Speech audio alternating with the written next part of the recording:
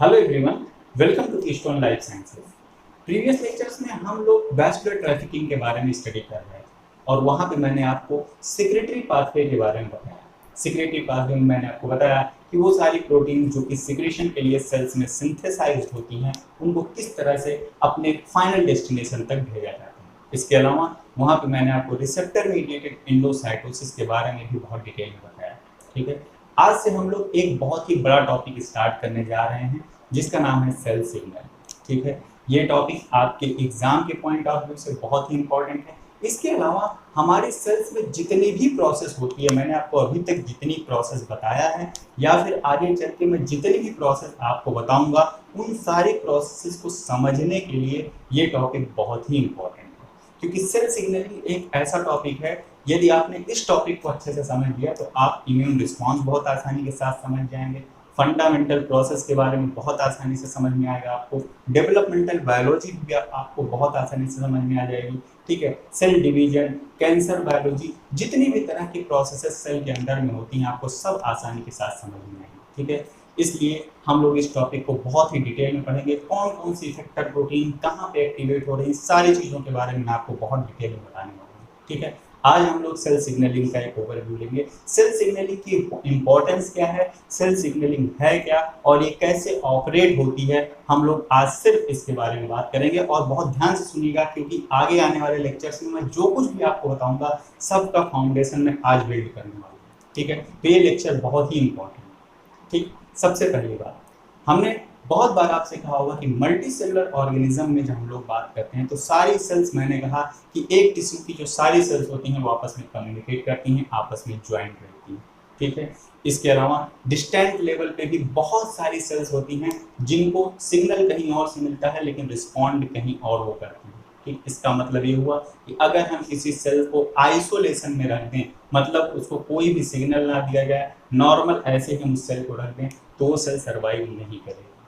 ठीक है, इसलिए लाइफ की सस्टेन करने के लिए, मतलब लाइफ की जो प्रोसेस है वो बराबर चलती रहे, इसलिए ये जरूरी होता है कि जो भी सेल्स हमारे सिस्टम में हैं वो अपने इन्वायरमेंटल चेंज के अकॉर्डिंग, मतलब इन्वायरमेंटल फैक्टर्स जैसे चेंज हो रहे हैं, टेम्परेचर बढ़ रहा है, घट रहा है, ठीक है, लाइट बढ़ रही है, घट रही है, ऑक्सीजन का कंटेंट बढ़ रहा है, घट रहा है, इन सारे इन्वायरमेंटल चेंजेस के अकॉर्डिंग अपने फंक्शन को रेगुलेट कर रहा है। ठीक है, जैसे जैसे इन्वायरमेंट से उसको सिग्नल मिले कि हाँ इन्वायरमेंट में ये फैक्टर चेंज हो रहा है, तो उस हिसाब से वो अपनी एक्टिविटी को, अपने मेटाबॉलिज्म को, अपने डेवलपमेंट को, ग्रोथ को मैनेज करे। ठीक है, ये इंपॉर्टेंट हो रहा है। और ये सारी प्रोसेस जो होती है, चाहे हम लोग बात करें सेल के अंदर में, सारी प्रोसेस जो भी प्रोसेस होती है, जैसे कि मेटाबॉलिज्म,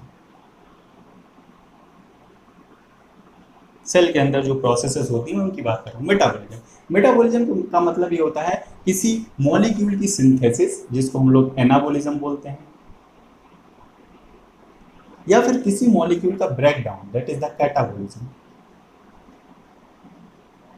ठीक, कैटाबॉलिज्म, ये दोनों प्रोसेसेस हैं। इसके अलावा डीएनए का रेप्लिकेशन, डीएनए रेप्लिकेशन, ठीक है, ट्रांसक्रिप्शन, जीन का ट्रांसक्रिप्शन, किस टाइप की प्रोटीन बनेगी इसका ट्रांसक्रिप्शन, सेल की ग्रोथ, सेल अपना साइज से जिस तरह से बढ़ाए, ग्रोथ, ठीक है, डेवलपमेंट, ये सारी इंपॉर्टेंट प्रोसेसेस होती हैं जो एक सेल के अंदर में लगातार ऑपरेट होती रहती है। ठीक है, लेकिन ये सारी प्रोसेस तभी होंगी जब सेल को एक क्या मिलेगा, प्रॉपर सिग्नल मिलेगा। ये जो सारी प्रोसेस सेल के अंदर में होती हैं ये तभी होती हैं जब सेल को प्रॉपर सिग्नल मिलता है, प्रॉपर सिग्नल। ठीक, सपोज दैट एक सेल है जिसके अंदर में अभी एटीपी की कमी है, वहां पे एटीपी कम है। ठीक है, अब एटीपी कम है मतलब सेलुलर एनर्जी करेंसी वहां पे कम है। ठीक है, तो अब सेलुलर एनर्जी करेंसी कहाँ से आएगी? ठीक है, स्टार्टिंग होगी ग्लूकोज के ब्रेकडाउन से, मतलब ग्लूकोज का कैटाबॉलिज्म स्टार्ट होगा, ग्लाइकोलिसिस होगी, क्रैश साइकिल होगी, ईटीएस ऑपरेट होगा और फाइनली एटीपी बनेगा। ठीक है, अब अगर एटीपी की कमी है, ठीक है, तो सेल को सिग्नल मिलेगा कि भाई आपके पास एटीपी की कमी है। ठीक, सिग्नल आया और वहां पे वो मेटाबॉलिक पाथवे एक्टिवेट होगा जो ग्लूकोज की कैटाबॉलिज्म को प्रमोट करता है। अब ये सिग्नल ऐसा सिग्नल होगा जो कि आकर के सेल को ये बताएगा कि आपके पास एनर्जी कैरेंसी की कमी है, आपकी सेल स्ट्रेस में जा रही है, आप ज़्यादा से ज़्यादा एटीपी बनाइए। ठीक है, अब एटीपी बनाने के लिए ग्लूकोज जो वहाँ पे फ्री ग्लूकोज होगा उसका कैटाबॉलिज्म होगा। ठीक, अब सपोज दैट जो फ्री ग्लूकोज था वो खत्म हो गया है, तो जो ग्लाइकोजन स्टोर है वो टूटने लगेगा। ठीक है, तो ये सारी प्रोसेस जो होती है, किसी भी चीज़ का टूटना, किसी चीज़ का बनना, ये सब का सब डिपेंड करता है एक सिग्नल। ठीक, एक स्पेसिफिक सिग्नल आएगा, वो स्पेसिफिक रिसेप्टर से बाइंड करेगा और फिर एक सिग्नलिंग प्रोसेस इनिशिएट होगी जिसके थ्रू ये पूरी प्रोसेस होगी। ठीक है, इसका मतलब ये हुआ कि सेल के अंदर बिना सिग्नल के एक पत्ता भी नहीं हिल सकता, बिना सिग्नल के कुछ भी नहीं होगा। और अगर हम लोग नॉर्मल नेचर में ही बात करें, अपने अपने ऊपर अगर हम लोग लें, तो हम लोग भी सारा काम एक सिग्नल के बेसिस पे ही करते हैं। ठीक है, जैसे अगर हम लोग अचानक से हाई लाइट इंटेंसिटी में चले जाते हैं, मतलब कमरे में रहते हैं, ठीक है, कमरा में अंधेरा है और जैसे ही बाहर आए हम लोग सनलाइट में आते हैं, हमारी जो आंखें होती है ऑटोमेटिक उनका जो खुलना बंद होता है वो ऑटोमेटिक बढ़ जाता है। इसका मतलब जो हमें लाइट अचानक से मिली वो एक सिग्नल है जो कि हमारे रेटिना को सिग्नल दे रहा है कि यहाँ पे लाइट इंटेंसिटी ज़्यादा है, आप अपनी रेटिना के जो ओपनिंग या क्लोजिंग है उसको आप एडजस्ट करें।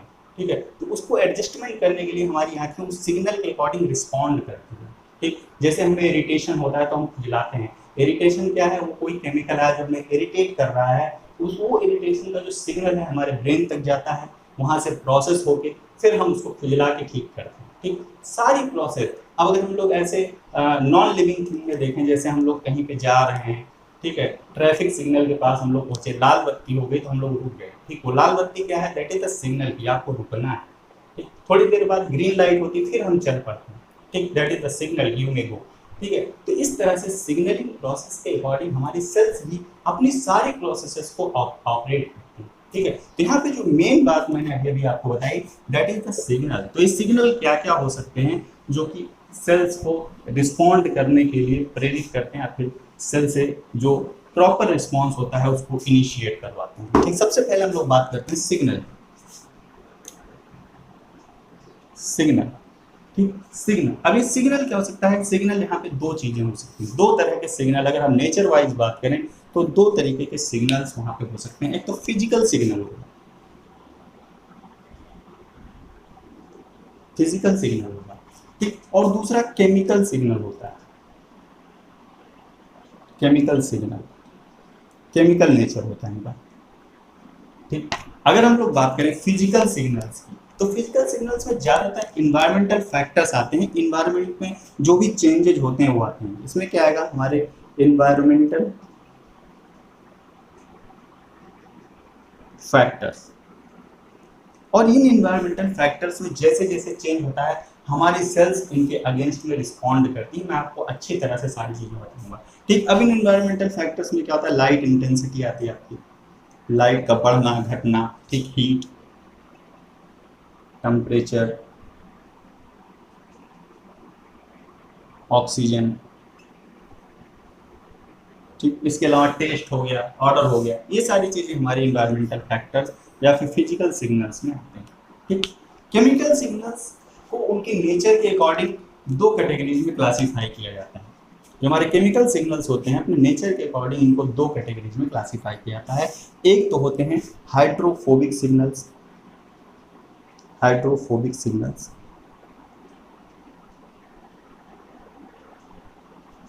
ठीक, और दूसरे होते हैं हाइड्रोफिलिक सिग्नल्स, हाइड्रोफिलिक सिग्नल्स।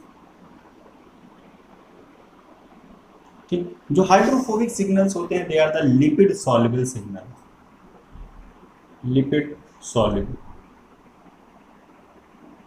ठीक, और जो हमारे हाइड्रोफिलिक सिग्नल्स होते हैं ये हमारे वाटर सॉल्युबल सिग्नल्स होते हैं, वाटर सॉल्युबल। ठीक है, अब ये जो हमारे केमिकल सिग्नल्स होते हैं ये दो कैटेगरी के होते हैं, हाइड्रोफिलिक, हाइड्रोफोबिक और हाइड्रोफिलिक। ठीक, इनका जो सिग्नलिंग प्रोसेस होता है वो थोड़ा डिफरेंट तरीके का होता है। ठीक है, ये जो हमारे सिग्नल मॉलिक्यूल हैं, चाहे हमारे फिजिकल सिग्नल मॉलिक्यूल हो चाहे हमारे केमिकल सिग्नल मॉलिक्यूल हो, सेल्स इनके लिए तभी रिस्पॉन्ड करती है जब ये अपनी टारगेट सेल पे प्रेजेंट अपने स्पेसिफिक रिसेप्टर से जाकर के बाइंड करते हैं। फिर से सुनिएगा, जो सिग्नल होते हैं वो अपनी टारगेट सेल पे स्पेसिफिक रिसेप्टर से जाकर के बाइंड करते हैं। मतलब एक तरह का सिग्नल सिर्फ एक ही तरह के रिसेप्टर से जाकर के बाइंड करेगा जहां पे उसकी बाइंडिंग साइट होगी। इस बाइंडिंग साइट को हम लोग कहते हैं कॉम्प्लीमेंट्री साइट। ठीक है, अपनी कॉम्प्लीमेंट्री साइट से जाकर के ये बाइंड करेगा, तभी रिस्पॉन्ड करेंगे। ठीक है, अब हम लोग थोड़ा सा केमिकल सिग्नल्स के बारे में और देखते हैं क्योंकि ये इंपॉर्टेंट चीज है। ठीक, केमिकल सिग्नल मैंने बताया हाइड्रोफिलिक और हाइड्रोफोबिक। अब जो हाइड्रोफोबिक सिग्नल्स हैं, जो हाइड्रोफोबिक केमिकल सिग्नल्स हैं, मैंने कहा कि ये लिपिड सॉल्युबल होते हैं। ठीक, तो अगर ये लिपिड सॉल्युबल होते हैं तो ये हमारे प्लाज्मा मेम्ब्रेन को आसानी से क्रॉस कर सकते हैं। ठीक, मैं आपको बना के दिखाने जा रहा हूँ। ठीक, सपोज दैट ये एक सेल मैं ड्रॉ कर रहा हूँ, उसका थोड़ा सा पोर्शन है, ये इसकी प्लाज्मा मेम्ब्रेन। ठीक, प्लाज्मा मेम्ब्रेन मैंने आपको बताया था कि लिपिड बाइलेयर होती है। यहाँ पे जो लिपिड सॉल्युबल मॉलिक्यूल्स होते हैं वो इस प्लाज्मा मेम्ब्रेन को आसानी के साथ क्रॉस कर सकते हैं। ठीक है, वो क्या करते हैं, वो इस प्लाज्मा मेम्ब्रेन को आसानी के साथ क्रॉस कर सकते हैं। ठीक, ये हमारी प्लाज्मा मेम्ब्रेन है, तो ये हो जाएगा हमारा साइटोसोल, ये ईसीएम एक्स्ट्रा सेलुलर फ्लूइड, और यहाँ पे ये न्यूक्लियस है। ठीक, और ये है न्यूक्लियर मेम्ब्रेन। ठीक, ये है न्यूक्लियर मेम्ब्रेन, ये हमारा होगा न्यूक्लियर पोर।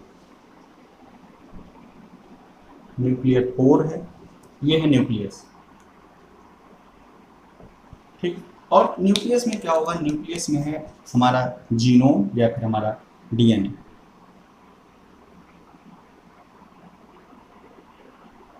ठीक है, इतना आपको पता होना चाहिए।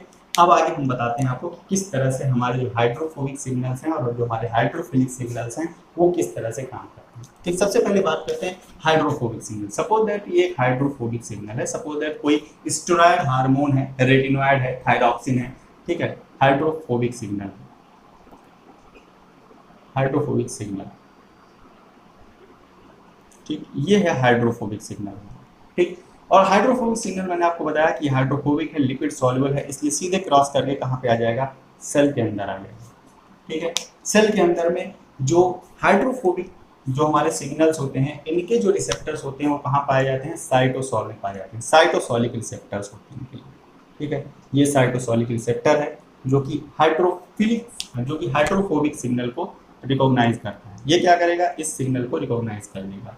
ठीक है, अब क्या हो जाएगा, ये हमारा रिसेप्टर आया और ये हमारा रिसेप्टर जो है ये बाइंड कर गया है जो हमारा हाइड्रोफोबिक सिग्नल मॉलिक्यूल था उससे। ठीक, ये हाइड्रोफोबिक सिग्नल मॉलिक्यूल से बाइंड किया और बाइंड करते ही ये कहाँ चला जाता है, न्यूक्लियस में मूव कर जाता है। न्यूक्लियस में मूव करके क्या करता है, जीन एक्सप्रेशन को इनिशिएट करता है। जीन एक्सप्रेशन को इफेक्ट करेगा, डेवलपमेंट को इफेक्ट करेगा। ठीक है, डेवलपमेंट को अफेक्ट करेगा। ठीक, तो क्या करेगा, ये हमारा जो मोस्ट ऑफ द जो हमारे हाइड्रोफोबिक सिग्नल्स होते हैं उनका जो रिसेप्टर होता है वो साइटोसॉलिक होता है, और वो साइटोसॉल में जैसे ही बाइंड करते हैं न्यूक्लियस में मूव करके ये कहाँ पे चले जाते हैं, जीन लेवल पे फंक्शन करते हैं। ठीक, इसका मतलब स्टेरॉयड या फिर हमारे हाइड्रोफोबिक सिग्नलिंग मॉलिक्यूल्स जो भी होते हैं वो ज़्यादातर जीन लेवल पे काम करते हैं। ठीक है, अब बात करते हैं हाइड्रोफिलिक सिग्नल। ठीक, सपोज दैट एक हाइड्रोफिलिक सिग्नल है, हाइड्रोफिलिक सिग्नल। ठीक, ये हाइड्रोफिलिक सिग्नल है। ठीक है, तो हाइड्रोफिलिक सिग्नल अगर ये है तो इसका मतलब ये इस बाइलेयर को क्रॉस नहीं कर सकता क्योंकि ये लिपिड अनसॉल्युबल है। ऐसे जो हमारे सिग्नलिंग मॉलिक्यूल होते हैं इनको परसेप्ट करने के लिए सेल के पास में क्या होते हैं, एक्स्ट्रा सेलुलर रिसेप्टर या सेल सरफेस रिसेप्टर होते हैं। ठीक, सेल सरफेस रिसेप्टर्स। ठीक, सेल सरफेस रिसेप्टर्स क्या करते हैं, इन सिग्नलिंग मॉलिक्यूल से नॉन कोवैलेंटली बाइंड करते हैं, स्पेसिफिकली नॉन कोवैलेंटली बाइंड करते हैं, और ये जो बाइंडिंग साइट होती है इसको हम लोग कॉम्प्लीमेंट्री साइट कहते हैं। ठीक, जैसे ही ये बाइंड करेगा तो कुछ इंट्रासेलुलर सिग्नलिंग पाथवे स्टार्ट हो जाएंगे। ठीक, हाइड्रोफिलिक सिग्नलिंग मॉलिक्यूल आया, अपने रिसेप्टर से बाइंड किया, जैसे ही रिसेप्टर से बाइंड किया तो रिसेप्टर क्या होगा, वो एक्टिवेट होगा, उसमें कन्फॉर्मेशन चेंज होगा, और कन्फॉर्मेशन चेंज होते ही वो इनिशिएट करेगा एक सिग्नलिंग पाथवे, जिसके थ्रू कुछ सिग्नलिंग प्रोटीन्स एक्टिवेट होंगी। ठीक, कुछ सिग्नलिंग प्रोटीन्स एक्टिवेट होंगी, और फाइनली एक फाइनल प्रोटीन एक्टिवेट होगी जिसको हम लोग कहते हैं इफेक्टर प्रोटीन। ठीक है, इसको हम क्या कहते हैं, इफेक्टर प्रोटीन। ठीक, ये क्या है, ये दोनों सिग्नलिंग प्रोटीन्स हैं, सिग्नलिंग प्रोटीन्स हैं, और या सेकंड मैसेंजर हम कह सकते हैं, सेकंड मैसेंजर है। ठीक, और ये second messenger signalling protein finally एक इफेक्टर प्रोटीन को एक्टिवेट करते हैं, इफेक्टर प्रोटीन। ठीक, ये इफेक्टर प्रोटीन सेल के अंदर दो काम कर सकती है, एक तो ये साइटोसॉल में रह के सेल के मेटाबॉलिज्म को इफेक्ट कर सकती है, मेटाबॉलिक प्रोसेस, मेटाबॉलिक प्रोसेस को अफेक्ट कर सकती है, और दूसरा ये जो हमारी इफेक्टर प्रोटीन है ये सेल के न्यूक्लियस में मूव करके जीन के एक्सप्रेशन, डेवलपमेंट और सेल की ग्रोथ को अफेक्ट कर सकती है। तो इसके दो फेज होंगे। ठीक, एक तो अगर हाइड्रोफिलिक रिसेप्टर की प्रोटीन न्यूक्लियस में मूव कर रही है तो जीन एक्सप्रेशन और डेवलपमेंट को अफेक्ट करेगी, और अगर सेल के अंदर साइटोसॉल में रह रही है तब ये क्या करेगी, ये मेटाबॉलिक प्रोसेस को इनिशिएट कराएगी, बहुत सारे मेटाबॉलिक प्रोसेस को इनिशिएट करेगी, बहुत सारे मेटाबॉलिक प्रोसेस को इनहिबिट करेगी। आगे चल के इसके बारे में डिस्कस करेंगे। ठीक है, उसके अलावा ये इफेक्टर प्रोटीन खुद इस सिग्नलिंग पाथवे को इनहिबिट कर सकती है, और ये जो हमारे सिग्नलिंग मॉलिक्यूल बने हैं ये भी इस पाथवे को इनहिबिट कर सकते हैं अगर जरूरत नहीं है तो। ठीक है, तो ये दोनों काम करती है, ऑटो रेगुलेशन का भी काम करती है, और आगे चल के जो मेटाबॉलिज्म हो रहा है उसको भी इनिशिएट करवाने का काम करती है। ठीक है, तो कुल मिला के बात ये रही कि जो हमारे केमिकल सिग्नलिंग मॉलिक्यूल्स होते हैं वो हाइड्रोफोबिक या हाइड्रोफिलिक नेचर के होते हैं। अगर हाइड्रोफोबिक हैं तो मूव करके सेल के अंदर चले जाते हैं, उनका जो रिसेप्टर होता है वो साइटोसॉलिक होता है। ठीक, और वो जीन लेवल पे काम करते हैं। हाइड्रोफिलिक रिसेप्टर, हाइड्रोफिलिक सिग्नल्स के रिसेप्टर जो होते हैं वो सेल सरफेस रिसेप्टर होते हैं, that is the integral membrane proteins होती हैं, और वो इस तरह से सिग्नलिंग पाथवे को इनिशिएट करते हैं। ठीक है, तो मैंने आपको सिग्नल के बारे में बता दिया, कितने तरह के सिग्नल होते हैं, इन सारी चीज़ों के बारे में हम लोगों ने डिस्कस कर लिया।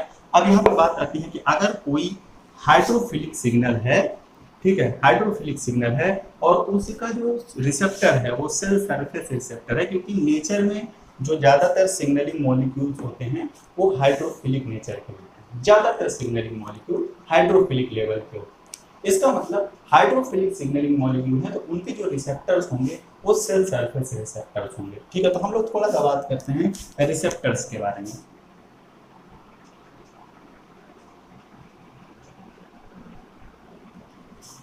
तो अभी जब मैं आपको सिग्नल के बारे में बता रहा था तो मैंने कहा कि दो तरह के रिसेप्टर्स पाए जाएंगे। एक तो मैंने कहा था कि इंट्रासेलुलर रिसेप्टर्स होंगे, इंट्रासेलुलर रिसेप्टर्स होंगे। ठीक, और ये रिसेप्टर्स काम करेंगे कब, जब सिग्नल का जो नेचर है वो हाइड्रोफोबिक है, हाइड्रोफोबिक है, हाइड्रोफोबिक सिग्नल के लिए, क्योंकि ये सिग्नल प्लाज्मा मेम्ब्रेन को क्रॉस कर सकते हैं। ठीक, दूसरी कैटेगरी मैंने आपको बताई सेल सरफेस रिसेप्टर,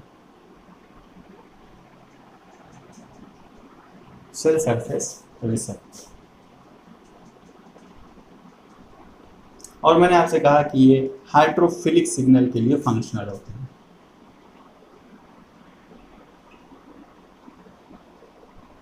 तो दो तरह के मैंने आपको रिसेप्टर से, ठीक, और मैंने आपसे ये भी कहा कि नेचर में जो मैक्सिमम सिग्नल होते हैं उनका जो नेचर क्या होता है वो होता है हाइड्रोफिलिक। तो सबसे पहले हम लोग बात करेंगे सेल सरफेस रिसेप्टर्स की, कितने तरह के होते हैं, क्या होते हैं, थोड़ा सा इनके बारे में हम लोग बात करते हैं।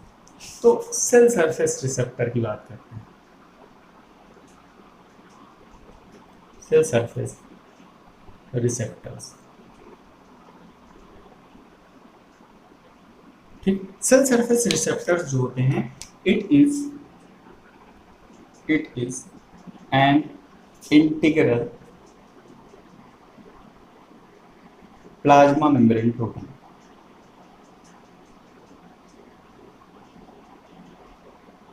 Plasma membrane protein. ठीक, ये क्या होते हैं? बेसिकली ये प्लाज्मा मेम्ब्रेन प्रोटीन्स होते हैं। ठीक है, टिपिकली या generally they consist of three discrete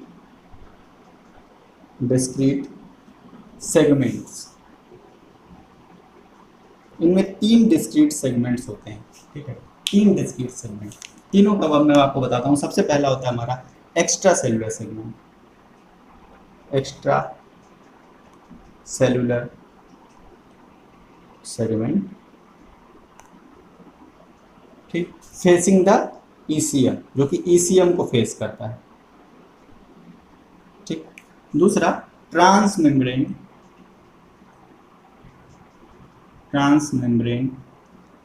segment होता है इसमें। ये मेम्ब्रेन स्पैनिंग होता है, जो मेम्ब्रेन को स्पैन करे। अल्फा हेलाइसेज होते हैं यहाँ पे, मेम्ब्रेन स्पैनिंग। ठीक है, और तीसरा जो डोमेन होता है साइटोसोलिक डोमेन, साइटोसोलिक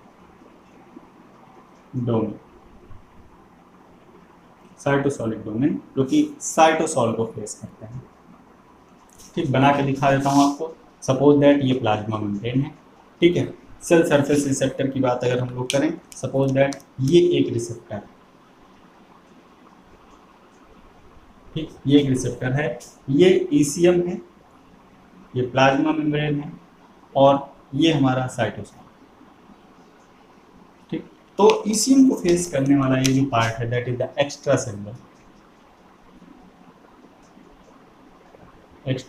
और मोस्ट ऑफ द केसेस में, ज़्यादा से ज़्यादा केसेस में, जो हमारा सिग्नल मॉलिक्यूल होता है वो इसी फेज से आकर के बाइंड करता है। ठीक, extra cellular phase. Membrane spanning domain का काम ये होता है कि ये मेम्ब्रेन को स्पैन कराने का काम करता है। इसके पास अल्फा हेलाइसेस हाइड्रोफोबिक अमीनो एसिड्स ज़्यादा होती हैं, जिसके थ्रू ये मेम्ब्रेन में इम्बेडेड होता है। ठीक है, और ये हमारा रिस्पॉन्स डोमेन होता है।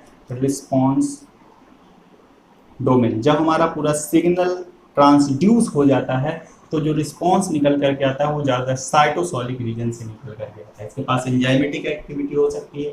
ठीक है, इसके पास एडाप्टर की एक्टिविटी हो सकती है, ये दूसरी प्रोटीन्स को एक्टिवेट कर सकता है। ठीक, जैसे ही सिग्नल यहाँ से बाइंड करता है, ठीक है, सिग्नल के बाइंड करते ही क्या होता है, इस पूरे रिसेप्टर का कन्फॉर्मेशन चेंज हो जाता है।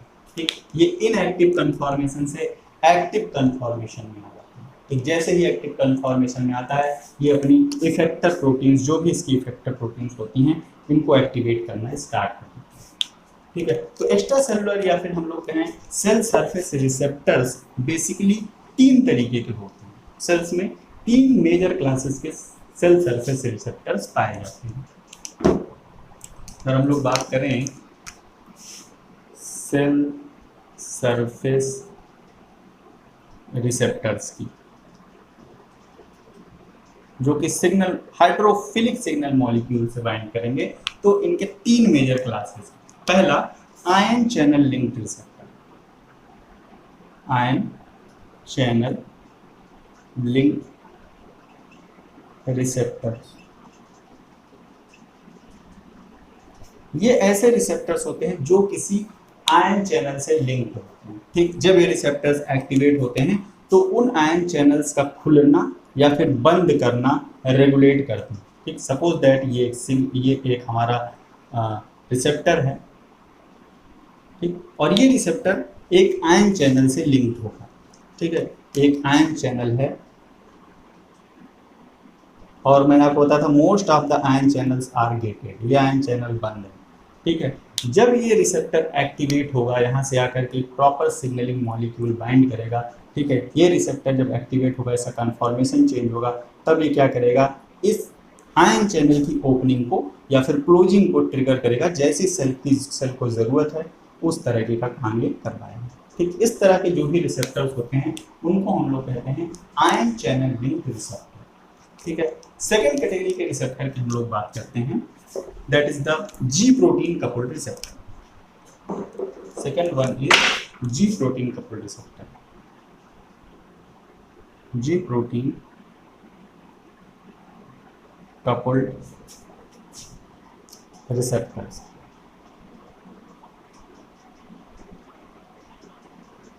इस तरह के जो रिसेप्टर्स होते हैं वो जी प्रोटीन के साथ में कपल्ड होते हैं। जी प्रोटीन्स दो तरीके के होती हैं, आगे चल करके मैं आपको बताऊंगा। That is the monomeric G proteins and heterotrimeric G proteins. ठीक है, तो ये एक तरीके की जी प्रोटीन्स के साथ में लगे होते हैं ये रिसेप्टर्स जो होते हैं। ठीक है, और आपको यहीं पे ये भी बता दूं कि जो जी प्रोटीन कपल्ड रिसेप्टर होते हैं that is the largest class of receptor proteins. ठीक है, ये लार्जेस्ट क्लास होते हैं किसी भी रिसेप्टर प्रोटीन्स की। ठीक है, तो ये क्या है, हमारे जीपीसीआर है, जीपीसीआर है। ठीक, और ये क्या होते हैं, ये एक जी प्रोटीन के साथ में कपल्ड होते हैं। किसके साथ में, जी प्रोटीन के साथ में, इसीलिए इनको कहा जाता है जी प्रोटीन का कपल्ड रिसेप्टर। ठीक, इसका मतलब ये हुआ कि जब ये रिसेप्टर्स एक्टिवेट होते हैं, ठीक है, तो ये क्या करते हैं, किसी न किसी जी प्रोटीन को एक्टिवेट करते हैं। अब वो मोनोमेरिक जी प्रोटीन होती है, हेटेरोट्राइमेरिक जी प्रोटीन हो सकती है। आगे चल के सिग्नलिंग पाथवे में मैं आपको सब कुछ बताऊंगा। ये इस जी प्रोटीन को एक्टिवेट करेंगे और फिर ये जी प्रोटीन क्या करेगी, एक्टिवेटेड जी प्रोटीन क्या करेगी, इफेक्टर को एक्टिवेट करेगी। ठीक, इफेक्टर को एक्टिवेट करने के बाद फिर क्या आएगा, रिस्पॉन्स आएगा। सिग्नलिंग का जो भी रिस्पॉन्स होगा वो आएगा। ठीक है, अब बात करते हैं नेक्स्ट जो हमारा रिसेप्टर होता है, सेल साइकिल रिसेप्टर, जैसे the enzyme linked receptor. Enzyme linked receptors, इस तरह के जो रिसेप्टर्स होते हैं इनके पास या तो खुद के पास एंजाइमेटिक एक्टिविटी होती है या फिर ये किसी इंट्रासेलुलर एंजाइम से लिंक्ड होते हैं। ठीक, एंजाइम लिंक्ड रिसेप्टर ये भी एक बहुत बड़ी फैमिली है रिसेप्टर्स की। ठीक है, इसमें बेसिकली जो मेजर रिसेप्टर्स आते हैं that is the receptor tyrosine kinase, tyrosine kinase. दूसरा है tyrosine kinase associated receptor, tyrosine kinase associated. सबके बारे में आपको स्टेप बाय स्टेप बताऊंगा, सारी चीज़ों के बारे में हम लोग डिस्कस करेंगे। टायरोसिन काइनेज एसोसिएटेड रिसेप्टर्स और receptor serine threonine kinase, serine threonine kinase, ये ज़्यादातर प्लांट्स में पाए जाते हैं, ज़्यादातर प्लांट्स में पाए जाते हैं, कहीं कहीं एनिमल में भी पाए जाते हैं लेकिन ज़्यादातर ये प्लांट्स में पाए जाते हैं। मैक्सिमम लिख देता हूँ यहाँ पे। ठीक है, इसके अलावा कुछ और भी हैं, मैं उनका नाम इधर बगल में लिख देता हूँ। ये तीन तो मेन कैटेगरी हो गई। ठीक है, तीन मेन कैटेगरी हो गई। इसके अलावा सीरीन थ्रियोनिन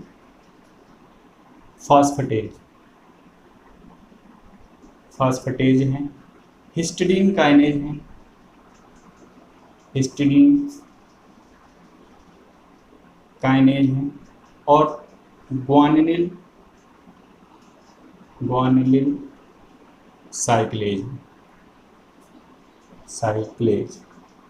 ठीक, ये कुछ और एंजाइम कपल्ड रिसेप्टर्स हैं। इन सब के बारे में हम लोग आगे चलते स्टेप बाय स्टेप बात करेंगे। ठीक है, ये हमारे सेल सरफेस रिसेप्टर्स हैं जो कि हाइड्रोफिलिक सिग्नल्स के अगेंस्ट में या फिर हाइड्रोफिलिक सिग्नल्स के लिए रिस्पॉन्ड करते हैं।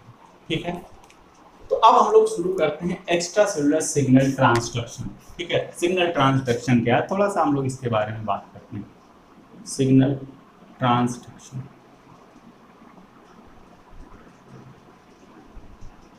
सिग्नल ट्रांसडक्शन, सबसे पहले इस टर्म को समझते हैं। सिग्नल ट्रांसडक्शन का मतलब ये होता है कि एक्स्ट्रा सेलुलर सिग्नल जो आया, एक्स्ट्रा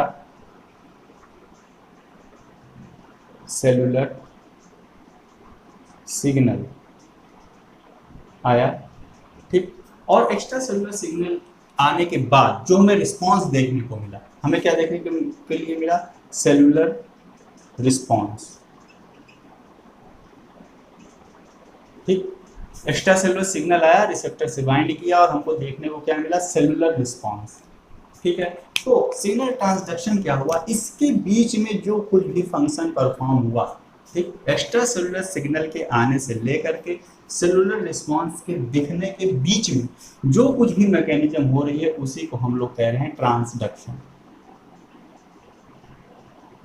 ठीक, तो इस प्रोसेस को अब हम लोग समझते हैं कि जब सिग्नल ट्रांसडक्शन होता है तो कौन कौन सी इफेक्टर प्रोटीन्स एक्टिवेट होती हैं और फिर उनके बीच में कौन कौन से, उनसे पहले कौन कौन से सेकेंडरी मैसेंजर्स बनते हैं और वो कौन कौन सी इफेक्टर प्रोटीन्स को एक्टिवेट करते हैं और वो क्या फंक्शन परफॉर्म करते हैं सेल्स में, सबसे पहले हम लोग इसके बारे में बात करेंगे। ठीक है, इससे पहले मैं आपको एक चीज और बता दूं कि अकॉर्डिंग टू द सिग्नल, ठीक है, जो सिग्नल प्रोड्यूस हो रहा है, ठीक, वो कितने डिस्टेंस पे जा करके अपना एक्शन ले रहा है। जैसे सपोज दैट एक सिग्नल यहाँ पे प्रोड्यूस हुआ, इस पॉइंट पे एक सिग्नल प्रोड्यूस हुआ, ठीक, अब ये सिग्नल यहीं पे फंक्शन कर रहा है, ठीक है, इसी सेम सेल में फंक्शन कर रहा है, या फिर अपने बगल वाली सेल पे फंक्शन कर रहा है, या फिर कहीं दूर जाके फंक्शन कर रहा है। मतलब इसकी डिस्टेंस, ये कितना ट्रेवल कर रहा है, इसके अकॉर्डिंग जो सिग्नलिंग होती है, जो एक्स्ट्रा सेलुलर सिग्नलिंग होती है, उसको 3 कैटेगरीज में डिवाइड किया जाता है। ठीक, एक्स्ट्रा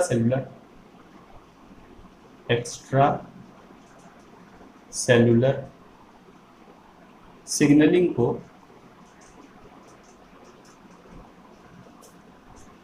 3 कैटेगरीज में डिवाइड किया जाता है।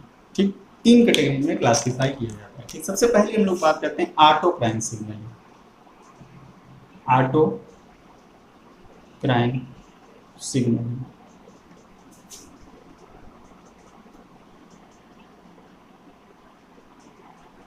सबसे पहले बात ऑटो क्राइन सिग्नलिंग। ऑटो क्राइन सिग्नलिंग में क्या होता है कि एक सेल सिग्नलिंग मॉलिक्यूल प्रोड्यूस करती है, ठीक है, और जो सिग्नलिंग मॉलिक्यूल प्रोड्यूस करती है, उस सिग्नलिंग मॉलिक्यूल के जो रिसेप्टर होते हैं वो उसी सेल पे होते हैं जो सेल इन सिग्नलिंग मॉलिक्यूल्स को प्रोड्यूस कर रहे हैं।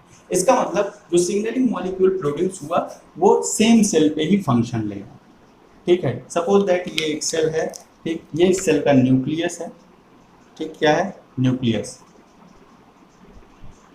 ठीक, और इस सेल के पास बहुत सारे सिग्नलिंग मॉलिक्यूल्स हैं जो कि बेसाइकिल में पैक है। ये क्या है, सिग्नलिंग मॉलिक्यूल्स, ठीक। इस सेल ने क्या किया, इस सिग्नलिंग मॉलिक्यूल्स को बाहर सिक्रेट कर दिया। ठीक, ये क्या है, सिग्नलिंग मॉलिक्यूल। ठीक, अब मैंने कहा कि अगर इस सिग्नलिंग मॉलिक्यूल्स के जो रिसेप्टर हैं वो इसी सेल पे प्रेजेंट हैं, ठीक, तो क्या होगा, ये सिग्नलिंग मॉलिक्यूल्स आकर के इस रिसेप्टर से बाइंड कर जाएंगे और सिग्नलिंग प्रोसेस स्टार्ट हो जाएगी। इस तरह की सिग्नलिंग को हम लोग कहते हैं ऑटोक्राइन सिग्नलिंग। ऑटोक्राइन का मतलब सेल ने खुद सिग्नलिंग मॉलिक्यूल प्रोड्यूस किया और वो सिग्नलिंग मॉलिक्यूल उसी सेल पे जाकर के बाइंड कर दिया, सेम सेल रिस्पॉन्स कर रहे हैं। ठीक है, इसका एग्जांपल होता है growth factors. Growth factors produced by tumour cells. Tumour cells जो ग्रोथ फैक्टर्स प्रोड्यूस करती हैं वो ऑटोक्राइन सिग्नलिंग है, वो अपनी अनकंट्रोल्ड ग्रोथ को बढ़ाते रहते हैं। ठीक है, सेकेंड कैटेगरी जो होती है उसको कहा जाता है पैराक्राइन सिग्नलिंग। सेकेंड जो क्लास होता है उसको कहा जाता है पैराक्राइन सिग्नलिंग।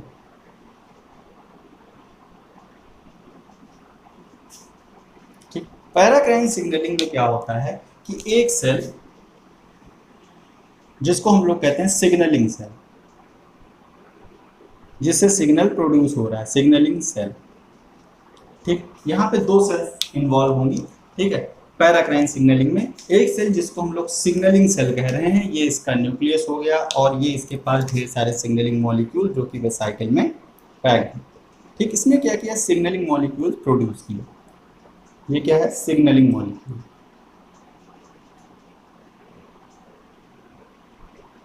और ये सिग्नलिंग मॉलिक्यूल्स इसके जस्ट पास में एक दूसरी सेल है, बहुत दूर नहीं है, बिल्कुल इसकी नेबरिंग सेल है, इसके पास में ही है एक दूसरी सेल, और इसी सेल के पास में क्या है, इस सिग्नलिंग मॉलिक्यूल्स के रिसेप्टर्स हैं। ठीक, ये इसका न्यूक्लियस हो गया। ठीक है, और ये क्या है, रिसेप्टर है इस सिग्नलिंग मॉलिक्यूल का, बिल्कुल एडजेसेंट सेल है, टारगेट, इसको हम लोग कहेंगे टारगेट एडजेसेंट सेल, बिल्कुल बगल वाली सेल है, बहुत दूर यहाँ पे ट्रेवल करके नहीं जाना है। क्या होगा, ये सिग्नलिंग मॉलिक्यूल इस रिसेप्टर से बाइंड कर जाएगा और सिग्नलिंग प्रोसेस चलेगा।